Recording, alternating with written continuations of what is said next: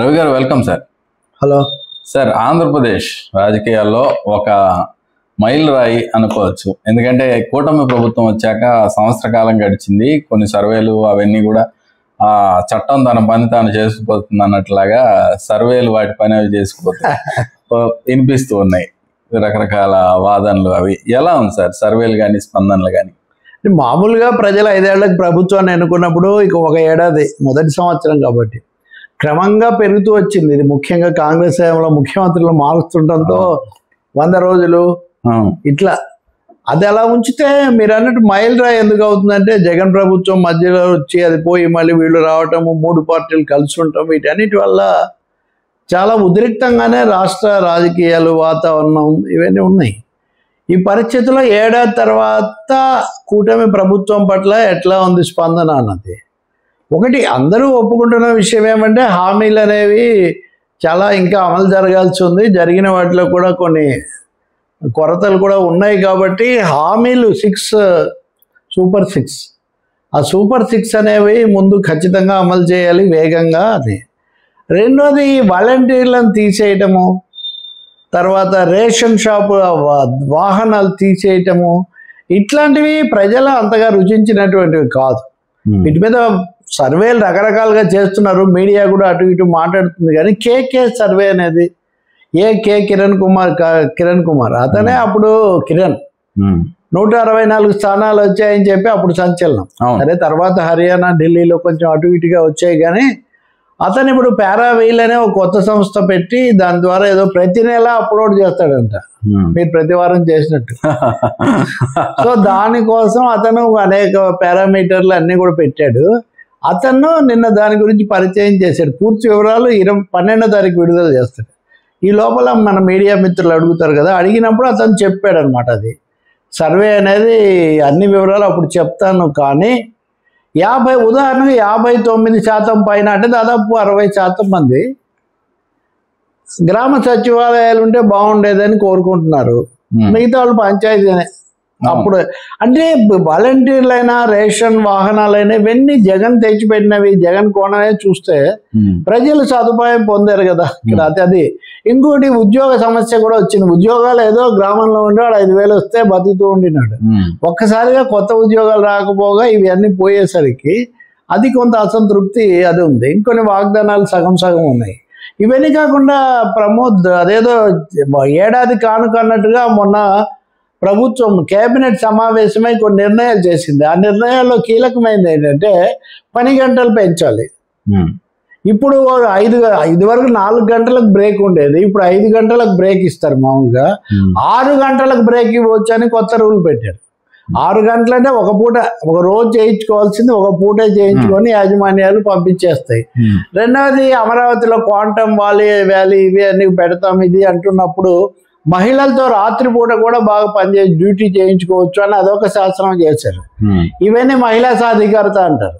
అంటే వాస్తవంగా ప్రభుత్వం యొక్క నడక ఎక్కువగా కార్పొరేట్ వైపు ఉంది.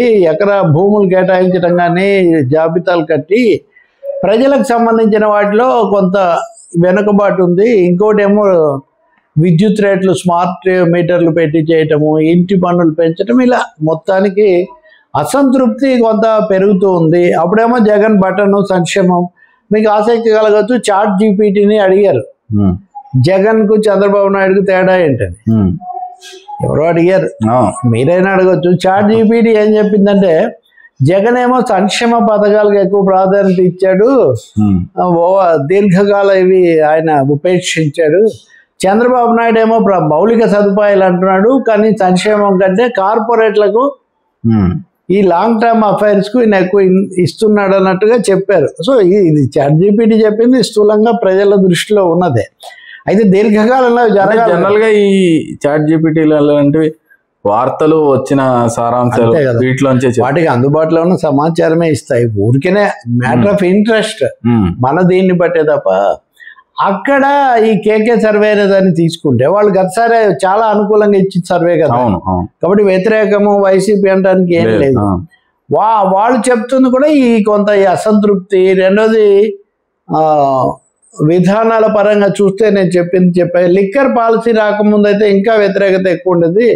లిక్కర్ పాలసీ వచ్చా కొంత సర్దుకుందని ఆయన చెప్తున్నాడు. పార్టీల వారీగా చెప్పండి అంటూనే 19 మంది శాసనసభ్యులు 30% వ్యతిరేకత ఉంది వాళ్ళ మీద. 19 మంది అంటే జగన్కు ఉన్నదే 11 మంది, ఖచ్చితంగా 8 మంది ఇటు అయి ఉండాలి. వైసీపీలో ఒకరో ఇద్దరో అంటే ఇక్కడ ఓ 12-13 మంది ఓడిపోతారు గ్యారంటీ, కానీ ఏడాదికే చెప్తున్నాడు అతను. ఇది 30% వ్యతిరేకత. ఇది కాకుండా 25% వ్యతిరేకత, 15% ఇది చాలా ఉంది. కాబట్టి మొత్తం మీద అసంతృప్తి అనేది ఉంది, పెరిగింది. అనుకున్నట్టుగా జరగలేదు. జగన్ బటన్ ఎగతాళి చేశారు, బాగానే ఉంది. అది బటన్ అనేది అవసరం లేదు నిజానికి. కానీ ఇప్పుడు ఆ పద్ధతిలో పథకాలు ఆ ప్రాధాన్యత ఇస్తే బాగుంటుంది అన్న అభిప్రాయం ప్రజల్లోకి అది కూడా ఒకటి వచ్చింది. ఇంకోటి మిగతా వాళ్ళ సంగతి ఎలా ఉంచి చంద్రబాబు నాయుడు స్వయంగా క్యాబినెట్లో మంత్రులతో మామూలుగా ఇష్టాగోష్ఠిగా మాట్లాడుతూ స్పీడ్ పెరగాలి, మరింతగా ప్రజలను ఆకట్టుకోవాలని ఆయన చెప్పాడని. ఇప్పుడు మీరు ఈ రెండు మ్యాచ్ అవుతున్నాయి కదా. మరి అన్యాయం ఏమంటే తుని ఆ రైలు ఘటన కేసులు పునరుద్ధరించాలి అని హోంశాఖ నుంచి ఒక జీవో వచ్చింది. ఆ జీవో రాగానే ఎప్పుడూ అయిపోయిందని ఇప్పుడు మళ్ళీ ఎందుకు, పైగా జనసేన ఉంది, కాపులు అందరూ అటు ఓట్లు వేశారు, ఇదంతా ఎందుకు చేస్తున్నారంటే మనం ఇంకా మాట్లాడే లోపలే జీవో ఉపసంహరించారు అని. ఎవరు ఇచ్చారు, ఎవరు ఉపసంహరించారు? చంద్రబాబు నాయుడు కూడా మంత్రివర్గ సమావేశంలో ముందే ఆలోచించుకోవాలి, అడుస్తూ ఒక్క నెల బురద కాలు కడగనేలా అన్నట్టు అని. కానీ ఇక్కడ సమస్య ఇది జనసేన సామాజిక వర్గాన్ని కూడా ప్రభావితం చేస్తుంది, పవన్ కళ్యాణ్ ఇమేజ్ని కూడా చేస్తుంది. కాబట్టి ఇలాంటి పద్ధతుల్లో ఇందాక చెప్పిన అమరావతి, పోలవరం, బనకచెర్ల అనేది చాలా గేమ్ చేంజర్ అన్నాడు గతసారి మనం మాట్లాడాం. ఇప్పుడు బనకచెర్ల అనేది ఆంధ్రప్రదేశ్ హక్కులకు భంగం కలిగిస్తుంది అని చంద్రబాబు ఎంతో అభిమానించిన ఏపీ వెంకటేశ్వరరావుతో సహా ఈ ఇంజనీరింగ్ నిపుణులు, ఆలోచన పరులు, రైతు సంఘాలు అందరూ కలిసి అభ్యర్థిస్తున్నాయి. మనం కృష్ణా జలాలు తీసుకునే హక్కు మనకు ఉన్నప్పుడు వాటిని సద్వినియోగం చేసుకోకుండా గోదావరి జలాలు భారీ ఖర్చుతో ఎత్తిపోసి ఎందుకు చేయాలి, దానికి మళ్ళీ దానికోసం తగాదాలు వివాదాలు నడుస్తున్నాయి. ఇది మంచిది కాదు. ఈ విధంగా చూస్తే అమరావతి అప్పులు అదే అలా ఉంచండి, కేంద్రం ఏమి ఇవ్వలేదు. విశాఖ ఉక్కు అనేది అది ఒక పెద్ద అసంతృప్తిగా ఉంది. ఈ మధ్య పల్లా శ్రీనివాసులు అనే వాళ్ళ రాష్ట్ర అధ్యక్షుడు తెలుగుదేశం, ఆయన గాజువాక ఎమ్మెల్యే నిరాహార దీక్ష కూడా చేశాడు విశాఖ ఉక్కు కోసం జగన్ ఉన్నప్పుడు. ఇప్పుడు ఏంటి ఆయన అసలు అక్కడంతా గోస్ట్ వర్కర్లు ఉన్నారు, 500 మంది 450 మంది అని మాట్లాడాడు. ఆయన యూనియన్ అధ్యక్షుడు కూడా. అలా దయ్యాలంటావా మమ్మల్ని అని విశాఖ ఉక్కు కార్మికుల్లో ఒక అసంతృప్తి. కాబట్టి అనేక కోణాల్లో దిద్దుకోవాల్సిన అంశాలు చాలా ఎక్కువగా ఉన్నాయి. సమన్వయం కోణంలో కూడా మరింత సమన్వయం రావాలన్న అభిప్రాయం కూడా ఉంది. అంటే జనరల్గా ఒక 1 year తర్వాత సర్వేకి తర్వాత మళ్ళీ ఒక హాఫ్ వే త్రూ అంటే 2.5-3 సంవత్సరాల సర్వే కొంచెం తేడా వస్తుంది. అంటే ఇప్పుడు కొన్ని ఆశలు ఉంటాయి, అవి అడియాసలు అయిన సందర్భాల్లో కోపం ఇలాంటివి ఉంటుంది, తర్వాత మళ్ళీ కుదురుకుంటారు. అలాంటి మార్పులు వచ్చే ఛాన్స్ ఉందా? అంటే నువ్వు అన్నది తర్వాత అసంతృప్తి పెరుగుతుంది కానీ తగ్గిన సందర్భాలు తక్కువ ప్రభుత్వాల మీద. కాబట్టి ఇప్పుడు ఉండకుండా వచ్చి ఇంకా గుడ్ విల్ ఉంటుంది కొత్తగా వచ్చిన వాళ్ళకి, ఆ సద్భావన ఉంటుంది. కాబట్టి ఈ దశలోనే ఇలా వచ్చింది. కాబట్టి మీరు అన్నట్టు చక్కదిద్దుకోవడానికి ఒక అవకాశం ఉంటుంది. అది చక్కదిద్దుకోకుండా ఇదంతా దుష్ప్రచారం, ఇదంతా కావాలప్పుడు చాలా మంది మాట్లాడుతున్నారు. ఉదాహరణకు ఇదంతా వైసీపీ వాళ్ళు కావాలని చేస్తున్నారు, లేకపోతే ప్రభుత్వం ఇప్పుడు అసలు సర్వే అర్థమే ఉంది, లేకపోతే ఇప్పుడు అసలు ఏడాదిలో ఇప్పుడే ఎన్నికలు వస్తాయని ఎందుకు అడుగుతారు, ఎందుకు వస్తాయి, ఇవన్నీ ఎవరు చేసినా ఉంటాయి కదా ఇవి.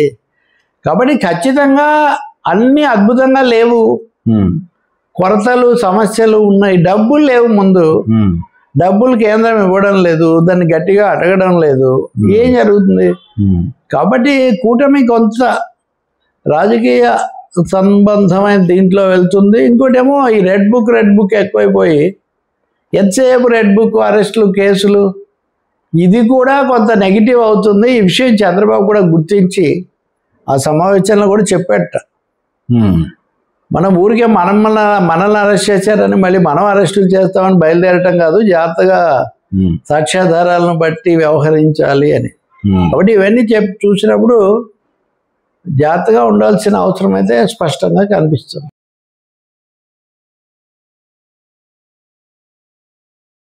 సార్ ఈ సర్వేలో ఇంకొక ముఖ్య అంశం పవన్, లోకేష్, ఎన్టీఆర్కి సంబంధించిన గ్రాఫులు కూడా ప్రకటించారు. అంటే ప్రజల్లో వాళ్ళ మీద ఎంత ఇష్టం ఉంది, ఎంతమంది ఎవరిని కోరుకుంటున్నారు, ఇలాంటివి కూడా ప్రకటించారు.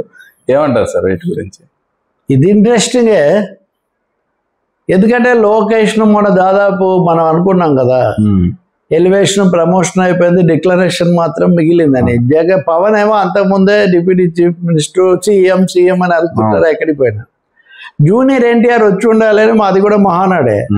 ఈ కేకే సర్వే చేసినప్పుడు అతన్ని అడిగారు ఉడికే మీడియా వాళ్ళు కొన్ని వివరాలు పంచుకోండి అని.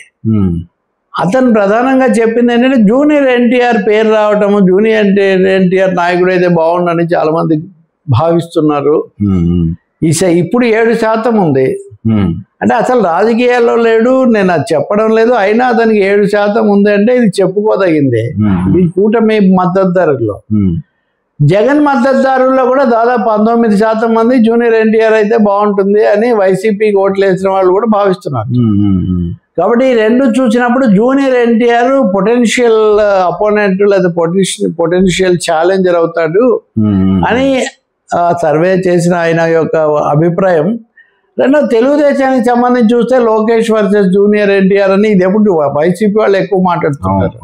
కాబట్టి ఎన్టీఆర్కు ఆ విధమైనది ఉందని. అయితే నన్ను అడిగితే ఆయన రాజకీయాల్లోనే లేనప్పుడు దాని గురించి పెద్దగా బుర్రపగలు కొట్టుకోవడం అవసరం లేదు. కానీ జూనియర్ ఎన్టీఆర్ కూడా కాదు, ఇప్పుడు ఎన్టీఆర్ తారక్, ఎన్టీఆర్ ఫ్యాక్టర్ ఒకటి ఈ సర్వేలో ప్రముఖంగా ముందుకు వస్తుంది.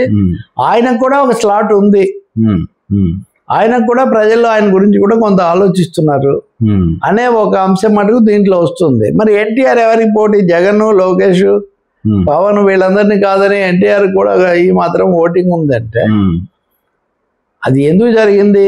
2009 తర్వాత ఎప్పుడు ప్రత్యక్ష రాజకీయాల్లోకి రాలేదు, అయినా కానీ ఇది ఉంది. ఇది ముందు టీడీపీ వాళ్ళకు ఇది జీర్ణించుకోవడం కష్టం అవుతుంది. సార్ అంటే అప్పుడంటే కొంచెం మళ్ళీ ఊపు రావాలన్నట్టుగా ఎన్టీఆర్ కోరుకున్నారు, అది అర్థం చేసుకోవచ్చు. ఇప్పుడు ఎందుకు అలా ప్రజల్లో? అందుకే అది నిజమైందే. వాస్తవంగా ఎన్టీఆర్ పేరు ఎక్కువ ముందు తెచ్చేది వైసీపీ వాళ్ళే కదా వాళ్ళు. కాబట్టి వాళ్ళ మీద కూడా దాని ప్రభావం ఉంది. ఇంకోటేమో బహుశా ఎవరు మాట్లాడకపోయినా ఇప్పుడు అక్కడ విజయ్ అయినా సినిమా వాళ్ళు రావటము, 1-2 సార్లు గెలవడము, ఇప్పుడు పవన్ కళ్యాణ్ కూడా అంతే కదా. సో వీటన్నిటి వల్ల జూనియర్ ఎన్టీఆర్ను కూడా జనం ఒక ఆ పరంపరలో ఆయన గురించి కూడా వాళ్ళు ఆలోచిస్తుండొచ్చు. తెలుగుదేశంలో కొంతమంది ఎన్టీఆర్కి ఎక్కువ ఫేవరబుల్గా ఉండి చంద్రబాబుకి అంత అనుకూలంగా లేని సెక్షన్ ఒకటి ఉంది, వాళ్ళు కూడా ఆయన గురించి చెప్పాలి. కొంతమంది అసలు ఇవేమీ కాకుండా రాజకీయాలతో పెద్ద పరిచయం లేని ఆకర్షణ, అభిమానం ఇట్లాంటి వాటి వల్ల చెప్పేవాళ్ళు కూడా ఉండొచ్చు. ఇది అంతకంటే ముఖ్యమైనది లోకేష్, పవన్ కళ్యాణ్. ఈ సర్వే ప్రకారం లోకేష్ కావాలి అని కోరుకునే వాళ్ళు 43% మంది, తదుపరి ముఖ్యమంత్రి. చంద్రబాబే ఉంటాడు కానీ చేసినప్పుడు. పవన్ కళ్యాణ్ కావాలని కోరుకునే వాళ్ళు 39% మంది. 4% లోకేష్ లీడ్ లో ఉన్నాడు. తెలుగుదేశం అంటే అర్థం చేసుకోవచ్చు. మరి లోకేష్ కి గ్లామర్, పవర్ స్టార్ ఇవన్నీ ఏం లేవు కదా. అంటే ప్రజలు ప్రాక్టికల్ గా తెలుగుదేశంలో ఆయన అవుతాడు, అవే అవకాశం అవుతాడు అని దానికి సైకలాజికల్ గా సిద్ధమై ఉన్నారు వాళ్ళు. ఆయన్నే ప్రిఫర్ చేస్తున్నారని కూడా మనకు ఇక్కడ అర్థమవుతుంది. రెండోది వీళ్ళిద్దరికి కూడా జూనియర్ ఎన్టీఆర్ ఉంటాడు కదా, మళ్ళీ అతనికి ఆ శాతంతో. జగన్ ఓట్లు కాబట్టి అందుకనే కొంతమంది అంటారు ఇప్పుడు ఇక మీద చంద్రబాబుతో పోల్చట్లేదు కదా, యంగ్ లీడర్స్ లాగా వీళ్ళందరి మధ్యలోనే ఈ పోటీ ఉంటుంది. కానీ పవన్ గ్రాఫ్ అనుకున్నంతగా పెరగకపోవడం, ఇందాక నన్ను కూడా ఎవరు అడుగుతుంటే అదే చెప్తున్నాను. పవన్ గ్రాఫ్ లో గ్యాప్ వచ్చింది, తప్పనిసరిగా ఆ గ్యాప్ వచ్చింది. దానికి కారణం ఏంటి? ఆయన సనాతనం అంటామా, ఇలా చెప్పుకోదగిన ఇది జరిగింది ఏడాదిలో పవన్ వల్ల అని ప్రజల కోణంలో దాన ధర్మాలు చేయటం అది వేరు, మంచిది, అభినందనీయమే. కానీ దాన్ని బట్టి రాజకీయ నిర్ణయాలు ఉండవు కదా. కాబట్టి ఈ ముగ్గురు వ్యక్తుల మధ్య అసలు మూడో వ్యక్తి రావడమే ఒక ఆశ్చర్యం. అయితే వాళ్ళ మధ్యలో ఈ అంతరంలో లోకేష్ ఫస్ట్ ఉండటం అన్నది ఒక అంశంగా ఉంది. మీరు అన్నట్టు ఇది ఏడాదే కాబట్టి దీని ఆధారంగా మనం నిర్ధారణలు చేయలేం, కానీ సంకేతాలు, ఆలోచనలు, సూచనలు ఉన్నాయని మటుకు తెలుస్తుంది. Right sir.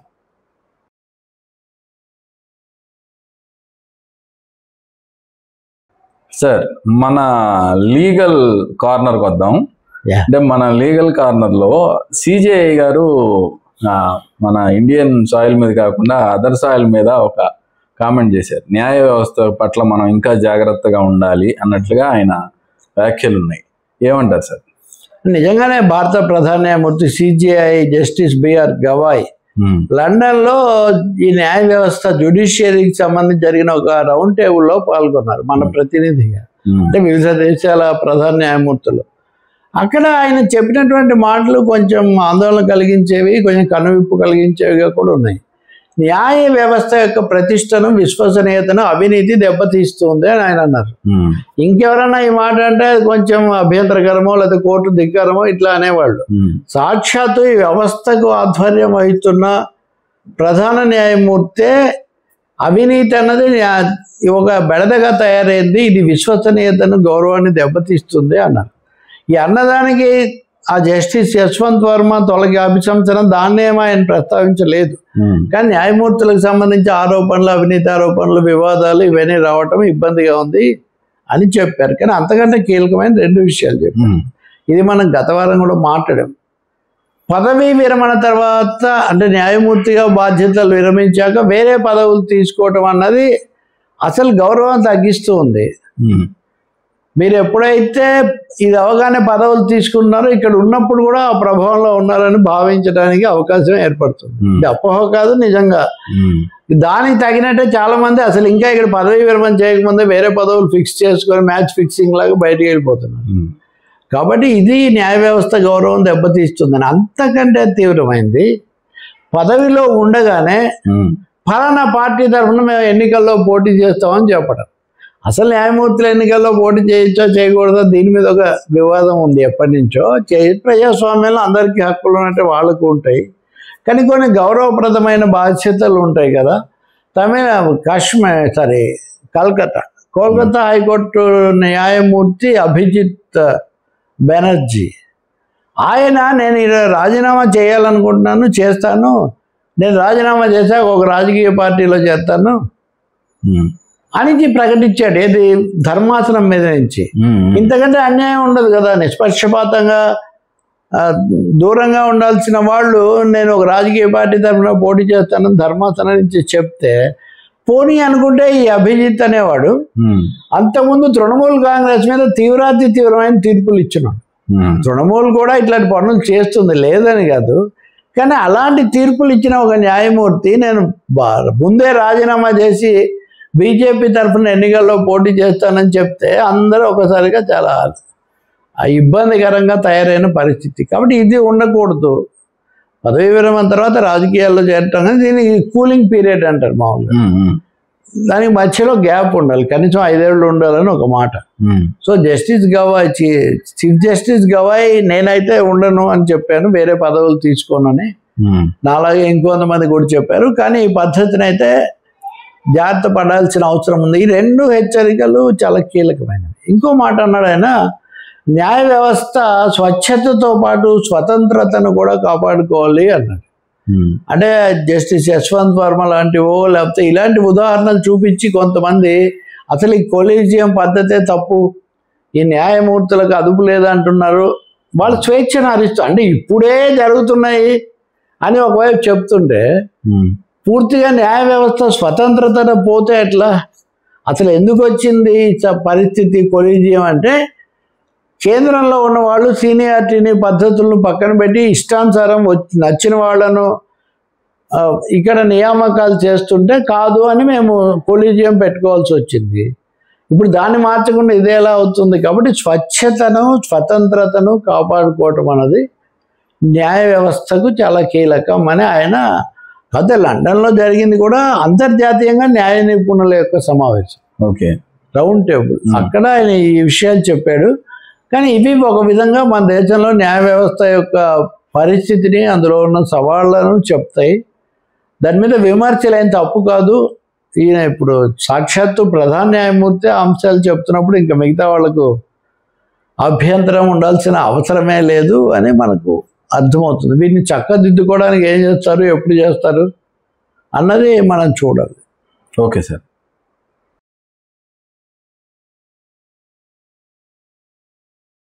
సార్ ఇంకో ప్రధాన అంశం ఏంటంటే కమల్ హాసన్, సూపర్ స్టార్ కమల్ హాసన్ విశ్వనాయకుడు, ఆయన ఒక కామెంట్ చేశారు. అంటే అందరూ వాడుగా ఉండాల్సిన ఆయన తమిళం నుంచే కన్నడ పుట్టింది అన్నట్టుగా ఒక కామెంట్ చేసి అందరికి దొరికిపోయారు. ఎందుకు సార్, ఎందుకు అలా మాట్లాడారు, ఏం జరిగింది?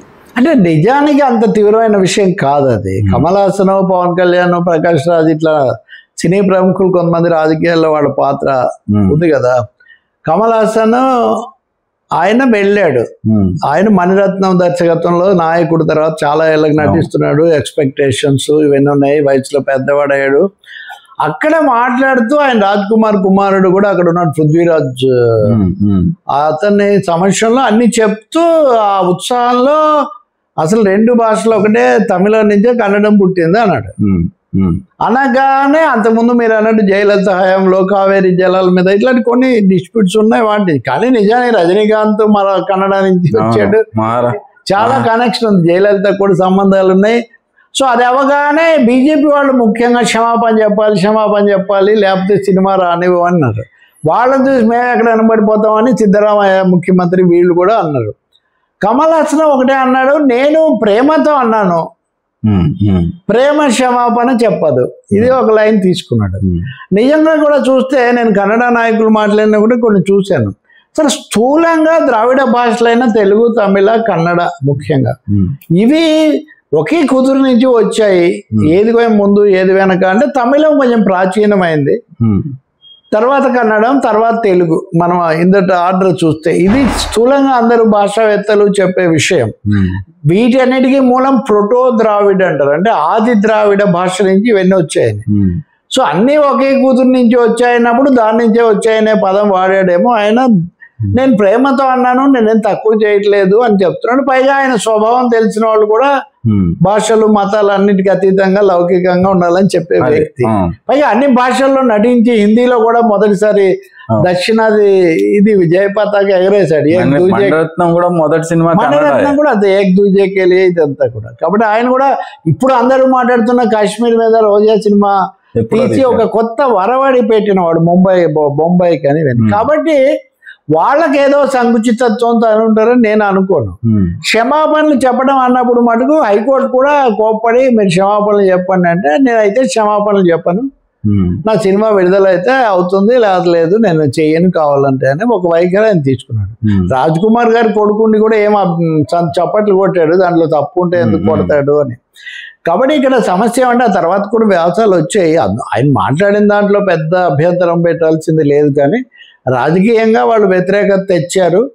ఆ తర్వాత ఈ లోపల సినిమా తెలుగులో ఇతర భాషల్లో కూడా విడుదలైంది, మీరు చూసినట్టున్నారు కదా. అవునవును, అంటే సినిమా సంగతి పక్కన పెడతాం సరే, అది వేరే సినిమాగా పెద్ద మరి 2 రోజులు అయింది కదా, అందుకని కొంచెం అది ఇంకా కొంచెం తేడా కనిపిస్తుంది అంటున్నారు. బట్ ఏదైనా కన్నడంలో విడుదల కాలేదు, అది అలా జరిగింది.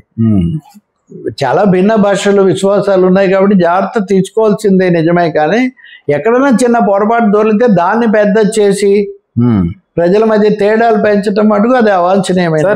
రిలీజ్ గతంలో ప్రమోద్ తమిళానికి ప్రాచీన హోదా ఇచ్చింది యూపీఏ ప్రభుత్వం, వాళ్ళ మీద డిఎంకే మీద ఆధారపడింది కాబట్టి.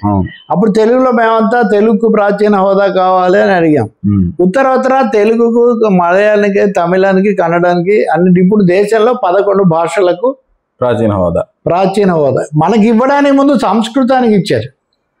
మనకి ఇచ్చిన తర్వాత కొన్ని భాషలకు ప్రాకృతము, ముఖ్యంగా ప్రాకృతము, పాలి ఇలాంటి భాషలకు 11 భాషలకు ఇచ్చారు. సో వీటిలో ఒకటి ముందు వెనక అది పెద్ద సమస్య కాదు. అంటే జనరల్గా ప్రోగ్రెసివ్ థాట్లో ఉండే కమల్ హాసన్ అలా ఉండకూడదు. నేను సానుకూలంగా అన్నాను అంటాడు. ద్రావిడ భాషలన్నీ ఒకటి, ఇప్పుడు సౌత్ ఇండియా అంటారు కదా, అది కూడా వినపడుతుంది. ఇవన్నీ ఒక ఆరిజిన్ నుంచి వచ్చే అని ఉండొచ్చు మీరు, కానీ ఈ భాష నుంచి ఆ భాష వచ్చిందన్నో అభ్యంతరకరం. నేను ఎక్కడో చదివాను, ఎవరో రాశారు, అది అన్నాను, రెండు ఒకటే అని చెప్పడానికి నేను అన్నాను అని ఆయన అంటున్నా. ఎక్స్ప్రెషన్ అది. కాబట్టి పైగా నెగిటివ్ ఏం మాట్లాడలేదు కూడా కదా. పైగా దాన్ని కావాలనే కొంత ట్విస్టింగ్ జాగ్రత్తగా మాట్లాడాలి, అందుకే అందులో సందేహం ఏం లేదు. కానీ దాన్ని పెంచాల్సిన అవసరం లేదా ఆయన దానికి భీష్మించుకొని లేదు ఇలాగే అని నేనేం ఆయనేం చెప్పట్లేదు, భాషావేత్త ఎవరో చెప్పింది నేను చెప్పాను ఒక మాట అంటున్నాడు. ఇప్పుడు కన్నడ తెలుగు ఉంది, భాష చేస్తే మన మహాభారతం మొదటి ఆది కావ్యం, ఆది కవి నన్నయ్య అవతరించిన నేల అంటాం, అది 11వ శతాబ్దం. అంటే ఎప్పటిది అనుకోవాలి, తెలుగు ఆది కావ్యం అని మనం 11వ శతాబ్దంలో మహాభారతానికి పేరు పెట్టామంటే అప్పటి తెలుగు భాషలో ఇంకేం లేదా? అందుకే నేను ఎప్పుడు అంటుంటాను, మనము ఆది కవులను తలుచుకుంటూ కొలుచుకుంటూ సోది కవులను మర్చిపోయాము.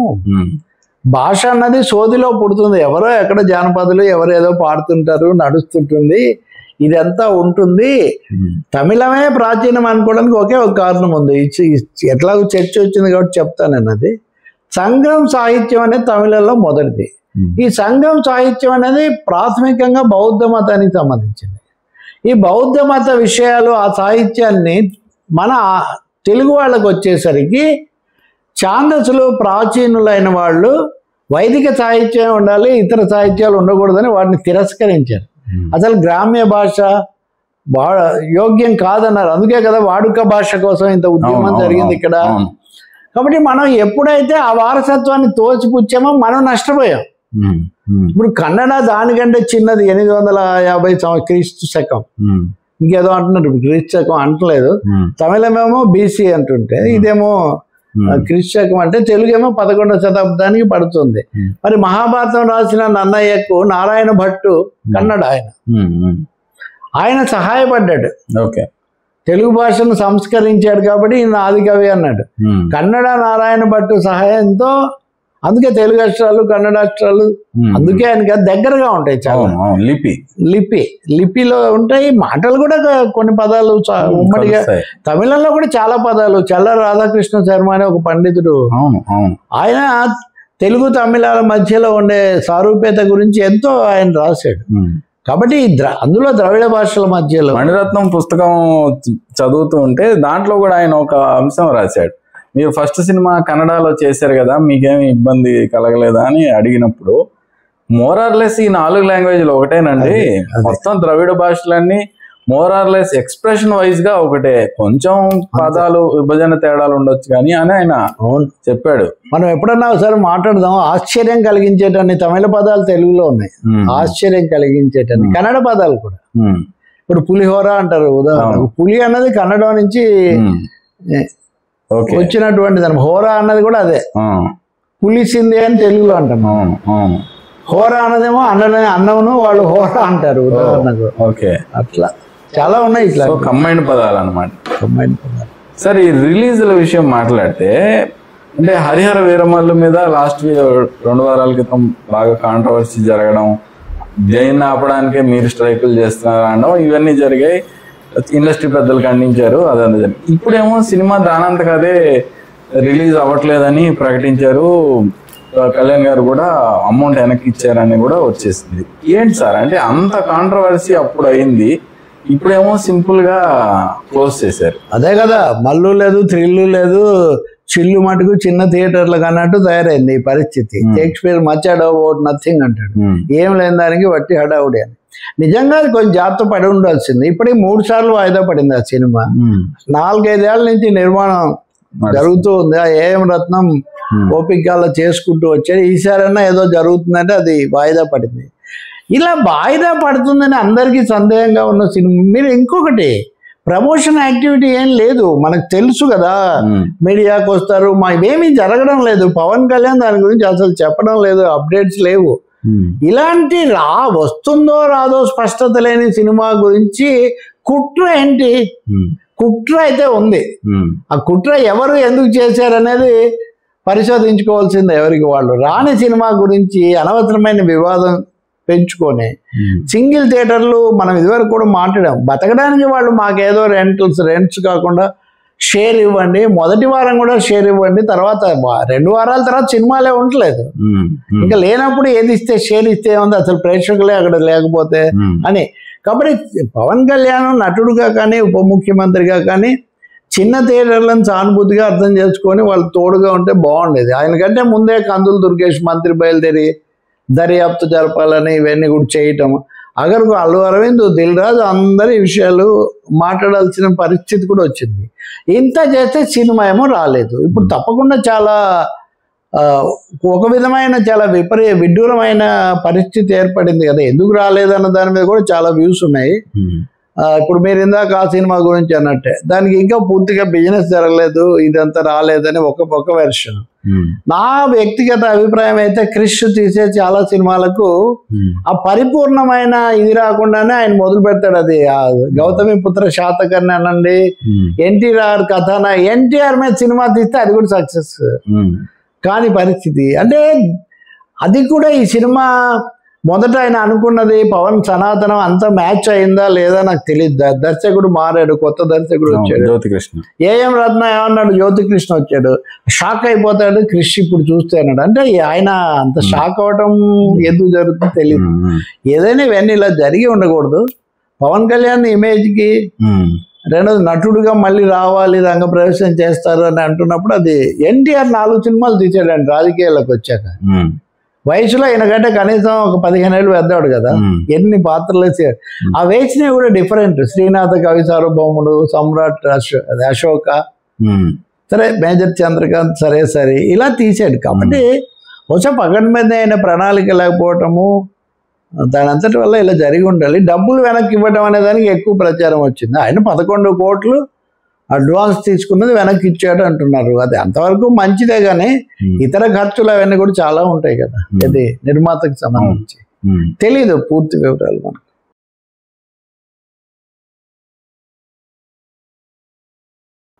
సార్, ఏపీ రాజకీయాలలో మరొక ఆసక్తికరమైన అంశం ఏంటంటే, గత ప్రభుత్వం చేసినట్టుగా మేము చేయబోవట్లేదు, అంటే అరెస్టులు కానీ అనే సంకేతాలు ఇచ్చారు. జగన్ అరెస్ట్ ఉండదు అన్నట్లుగా మంత్రివర్గ సమావేశంలో చర్చ జరిగింది అన్నది బయటకు వస్తుంది. ఎలా చూడాలి సార్?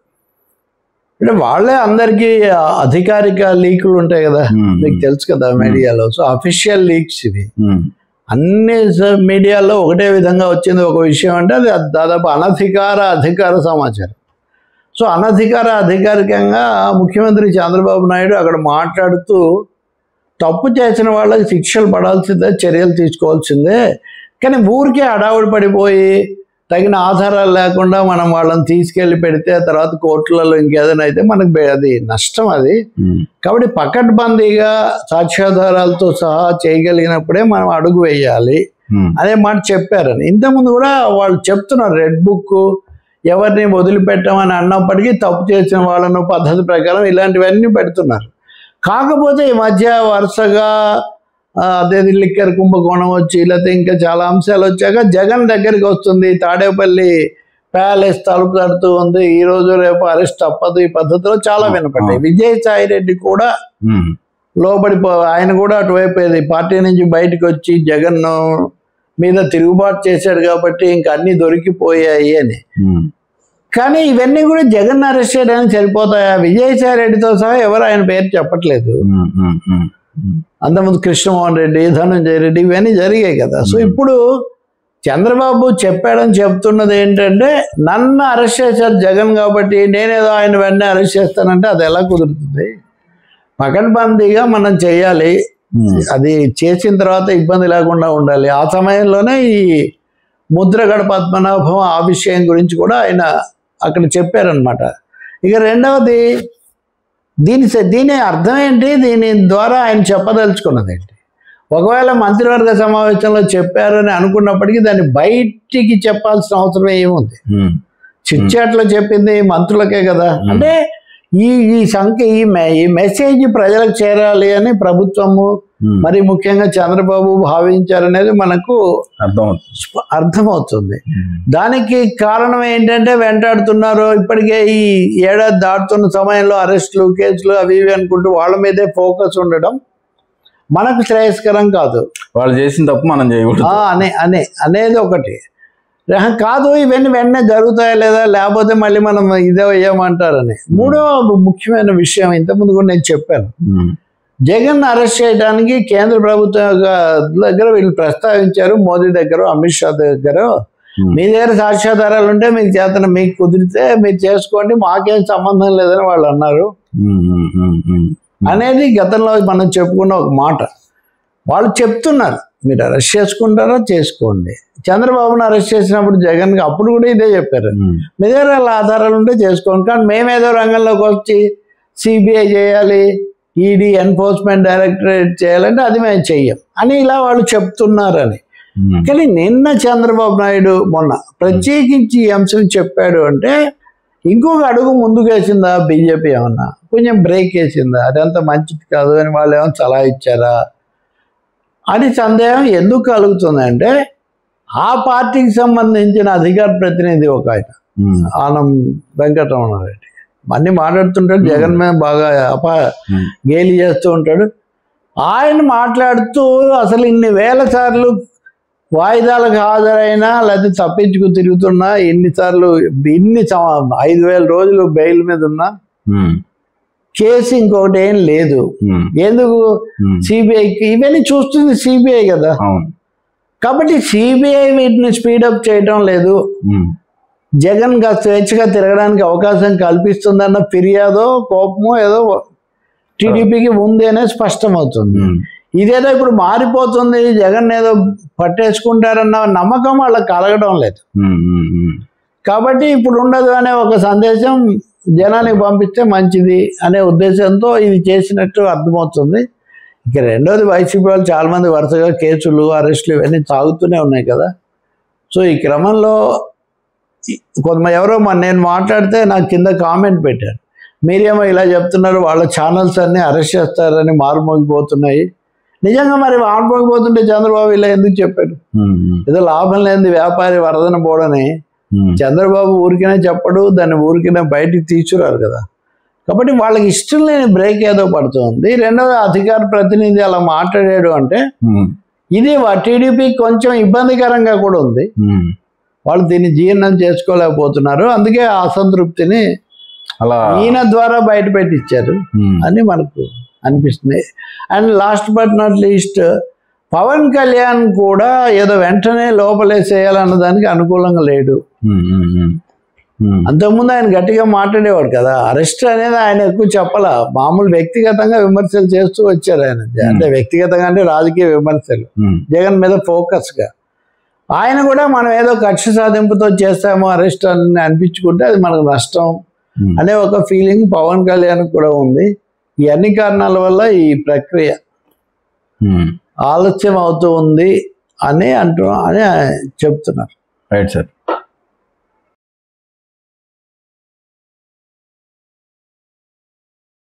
రవి గారు, ఆపరేషన్ సింధూర్ సక్సెస్ తర్వాత జరిగిన అనేక విషయాల్లో ఇప్పుడు పార్లమెంట్లో 16 పార్టీలు దాని మీద చర్చ పెట్టండి అని బలంగా డిమాండ్ చేస్తున్నాయి. మీరు ఎందుకు పెట్టట్లేదు? చర్చ పెట్టండి. అలాగే దేశాంతరాల్లో చాలా దౌత్య సంబంధమైన చర్చలు కూడా స్టెప్ బై స్టెప్ జరుగుతున్నాయి. ఏంటి సార్ దీని కొంచెం లోతుగా?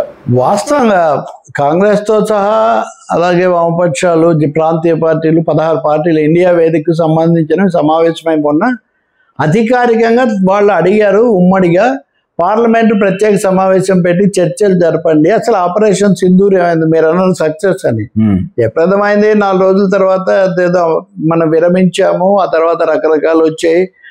ఆ తర్వాత మన సిడిఎస్ అంటే త్రివిధ దళాల సమన్వయకర్తగా ఉన్నటువంటి అనిల్ చౌహాన్ సింగపూర్లో మాట్లాడుతూ మేము కొన్ని విమానాలు కోల్పోయాము, కోల్పోవడం పెద్ద విషయం కాదు, దాని నుంచి మేము నేర్చుకున్నాము ఏదో చెప్పాడు.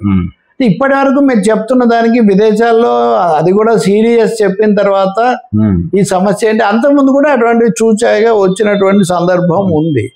కాబట్టి పూర్తి వివరాలు చెప్పండి. రెండోది కాశ్మీర్, అది కూడా ఉంది, కాశ్మీర్ పరిస్థితి అలా ఉంచుదాం. రెండోదేమో అది ఇది అన్నారు, తీరా సంబంధం ఏం లేదన్నారు. మూడోది ట్రంప్ మధ్యవర్తిత్వం ఉందన్నారు, అదేమీ లేదని మీరు ఖండిస్తున్నారు, ఆయనేమో ఉంది అంటున్నాడు. కాబట్టి ఈ పూర్తి నిజాలు దేశం ముందు ఉంచాలి కదా. కాబట్టి మీరు పార్లమెంటు, మీరు ప్రచారం ద్వారా మీరు ఇంకో వైపుని చూస్తే దేశంలో చాలా చోట్ల మోదీని మిలిటరీ డ్రెస్లో వేసి వార్ టైమ్ లీడర్స్ అంటారు. చర్చిల్, రూజ్వెల్ట్, స్టాలిన్ అలా వార్ టైం లీడర్ అయినా భారతదేశాన్ని చేసాడని మీరు ఆయనేమో వార్ టైం లీడర్ గా ప్రొజెక్ట్ చేస్తున్నారు. ఆయన ఒక్కసారి కూడా అఖిలపక్ష సమావేశాల్లో వచ్చి మాట్లాడలేదు. సార్ జనరల్ గా అంటే యుద్ధాలు జరిగినప్పుడు కానీ ఏమన్నా ఇలాంటివి జరిగినప్పుడు కానీ ప్రాసెస్ ప్రకారంగా ప్రకటించడం ఉండదా? శ్వేతపత్రం సహజంగా ప్రకటిస్తారు, షేర్ చేసుకుంటారు. ఒకటి యుద్ధం జరుగుతున్నప్పుడు మనం నష్టపోయామని చెప్పరు, కానీ సమాచారం ఏదో ఒక విధంగా ఇస్తుంటారు. రెండోది యుద్ధం ముగిశాక ఆ అంశాలు కూడా పంచుకుంటారు, ట్రాన్స్పరెన్సీ ఉంటుంది. కానీ భారతదేశం యొక్క విదేశాంగ విధానం శాంతియుతమైంది, అందరినీ కలుపుకుపోయేది, ఇవన్నీ ఉన్నాయి మనకు. ఈసారి జరిగినవి పూర్తి విరుద్ధంగా ఉన్నాయన్న అభిప్రాయం బలంగా ఏర్పడింది.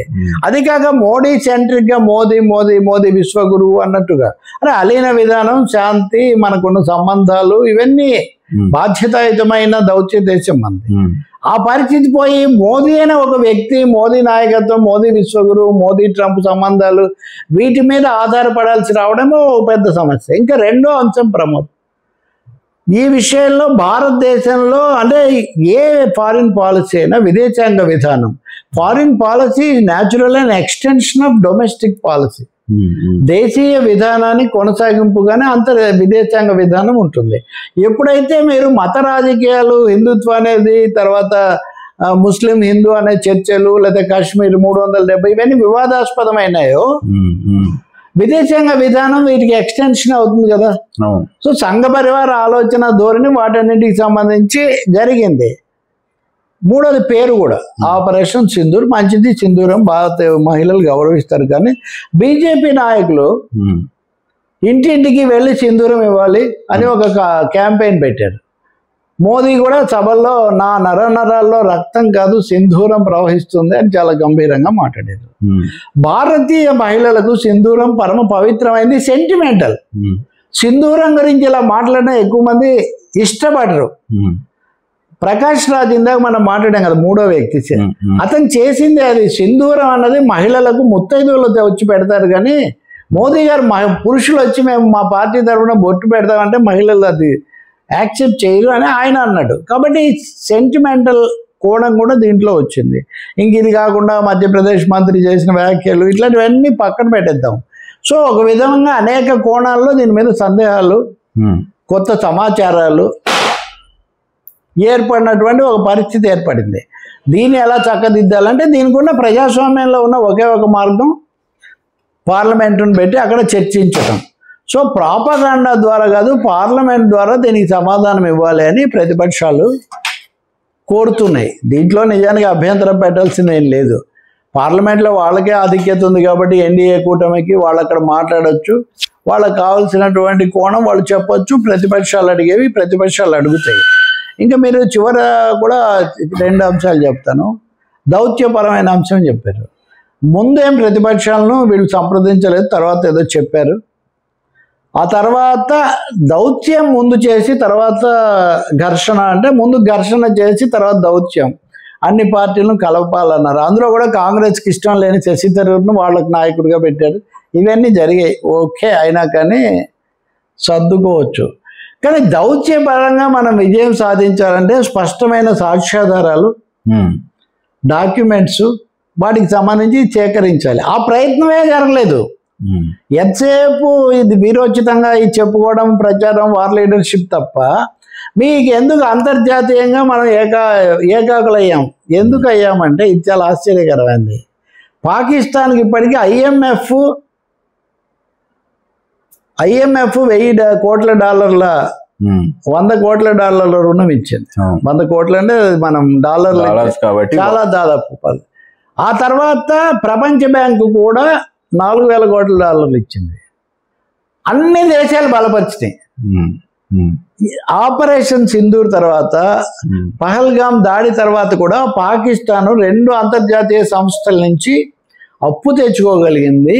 దాన్ని యునైటెడ్ నేషన్స్, ఐక్య రాజ్య సమితి టెర్రరిస్టు వ్యతిరేక ఇదేదో ఒకటి ఉంది, సెల్ లాంటిది, దానికి ఉపాధ్యక్ష పదవికి అనుకున్నారు పాకిస్తాన్. ఇంక మనం దౌత్యపరంగా ఎవరిని మనం కూడగట్టినట్టు 57 దేశాలకు మన బృందాలు వెళ్తున్నాయి. కానీ మనం నేపాల్కు, భూటాన్కు, చైనాకు, బంగ్లాదేశ్కు శ్రీలంకకు వెళ్ళటం లేదు. పశ్చిమ దేశాలకు వెళ్ళి అక్కడ చెప్తున్నాం. రేపు దౌత్యం మనకు సమస్యలు వచ్చేది అక్కడ వీళ్ళతోనే ఇరుగు పొరుగు దేశాల నుంచి. కాబట్టి ఇక్కడ చాలా లొసుగులు ఉన్నాయి ఈ వ్యవహారంలో. సాక్ష్యాధారాలు లేకపోవటము, ఇంకొకటి ఇంటెలిజెన్స్ ల్యాప్సెస్ ఉన్నాయని అఖిలపక్ష సమావేశంలో ప్రభుత్వం ఆలస్యంగా ఒప్పుకుంది. What are the intelligence lapses, what is the extent of the lapses తెలుసుకోవాలి కదా. ఇవేం రహస్యాలు కాదు, ఒకసారి అయిపోయింది కాబట్టి ఘటన. అసలు కార్గిల్ మీద అయితే ఒక కమిటీనే వేశారు కాబట్టి ఆ అంశాలు చెప్పట్లేదు. మేము చెప్పేంత వరకే వినండి, మేము చేసిన దాన్నే మీరు కీర్తించండి అంటే ఎలా కుదురుతుంది? Last but not least, Trump మధ్యవర్తిత్వం చేశాడా లేదా అందరికీ తెలుసు. గతంలో కూడా మనం మాట్లాడాం. అమెరికా కోర్టు నిన్న శశి థరూర్ ఉదయం మాట్లాడిన తర్వాత కూడా సాయంత్రం ట్రంప్ మాట్లాడుతూ ఎక్స్లో పోస్ట్ పెట్టాడు, సీజ్ ఫైర్ కాల్పుల విరమణ అందరూ అన్నారుగా, నాకెవరు క్రెడిట్ ఇవ్వట్లేదు, నేను చేసిన కృషి అంతా పోయింది, నన్ను ఎవరు గుర్తించట్లేదు అన్నాడు. ఇంతకంటే కామెంట్ ఏముంటుంది ప్రమోద్? ఈ సమయంలో మీరు పార్లమెంట్ను సమావేశపరిచి విషయాలు చెప్పండి. ఇప్పుడు ప్రధానమంత్రి గారు ఈరోజు కాశ్మీర్ నుంచి ఒక పెద్ద వంతెన ఏదో ప్రారంభించారు. ఫస్ట్ టైం అది భారత్ చీనా వంతెన. దానికోసం కాశ్మీర్లో ఎన్ఐఏ వెళ్ళి ఎలా జల్లెడ పట్టింది, ఏం చేసింది, పెద్ద పెద్ద రిపోర్ట్స్ పత్రికల్లో. వాస్తవంగా కాశ్మీర్లో మనం ఉగ్రవాదాన్ని ఎదుర్కోవాలంటే కాశ్మీర్ ప్రజల విశ్వాసం పొందితే అది సాధ్యం. పహల్గాం తర్వాత వాళ్ళు బంద్ చేశారు, ఆందోళనలు చేశారు, కానీ వాళ్ళకి చోటే లేదు. మీరు చాలా మీడియాలు చూడండి, అక్కడ 32 మందిని పట్టుకున్నారు, ఇక్కడ 24 మందిని జల్లెడ పట్టారు. అంటే కాశ్మీర్లో 370 రద్దు చేయడం ఒకటైతే, ఇప్పటికి కూడా కాశ్మీర్ ప్రజలను వాళ్ళతో ఏదో సంబంధాలు పెట్టుకున్న వాళ్ళుగా మాత్రం చూడటం వల్ల వాళ్ళు దూరం అయితే ఎప్పటికీ మనం ఎదుర్కొంటూనే ఉండాల్సి వస్తుంది. కాబట్టి ఈ మల్టిపుల్ ఇష్యూస్ డెమోక్రటిక్గా ట్రాన్స్పరెంట్గా చర్చించడానికి పార్లమెంటు ప్రత్యేక సమావేశాలు అన్నది సరైన పద్ధతి. ప్రభుత్వం వారు ఏం చేశారు, జూలై 21 నుంచి సమావేశం అవుతుందని జూన్ 1వ తారీఖున ప్రకటించారు. ఇంతకంటే రహస్యం ఎంత దారుణం అంటే మేము పెట్టబోవడం లేదు, జూలై 21 వరకు అని వాళ్ళు ముందే చెప్తున్నారు. తేదీలు ప్రకటించినా సరే భేషజాలకు పోకుండా ఒక 2 రోజులు 3 రోజులు పార్లమెంట్ పెట్టి ఇలా జరిగిందని చెప్తే అప్పుడు ఈ విమర్శలు ఉండవు, ఒకరినొకరు అనుకోవడాలు కూడా ఉండవు. Okay sir.